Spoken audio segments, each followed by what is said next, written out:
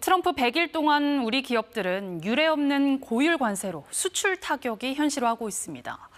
더 큰 문제는 이 같은 불확실성이 당분간 계속될 거라는 건데 일단 상황을 관망하며 버티기에 나선 기업들이 많습니다. 박경준 기자입니다. 올해 1분기 44조 원으로 역대 최대 실적을 낸 현대차. 미국에서도 지난달 가장 많은 차량을 팔았습니다. 그러나 2분기엔 미국 시장에서 재고로 버티는 전략을 택했습니다. 3월 말까지 최대한 선적을 추진했고요. 완성차 기준으로는 지금 3.1개월의 재고를 북미에서 갖고 있고 부품은 그거보다 더 긴 재고를.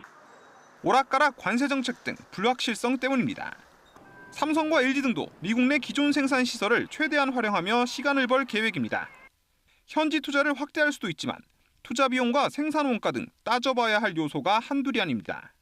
당장은 아니지만 미국 내 제품 가격 인상, 관세 리스크 분산을 위한 생산기지 이전도 고려하고 있습니다. 라이벌 포스코와 현대제철은 공동으로 미국의 제철소를 짓기로 손을 잡았습니다. 미중 패권 경쟁을 고려해 중국이 아닌 인도 등으로 투자 다변화를 꾀하는 기업도 늘었습니다.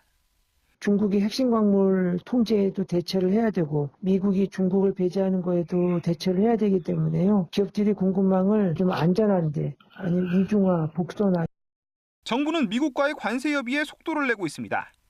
지난주 협의에서 정해진 4개 의제 중 관세와 비관세, 경제안보 등 3개 분야는 6개 안팎의 실무 협의체를 구성해 다음 주부터 회의에 본격 착수합니다. 환율은 금융당국 간의 별도 협의가 이뤄집니다. 정부는 협상의 최종 결론은 대선 이후 차기 정부에서 내게 될 거라고 밝혔습니다. KBS 뉴스 박경주입니다.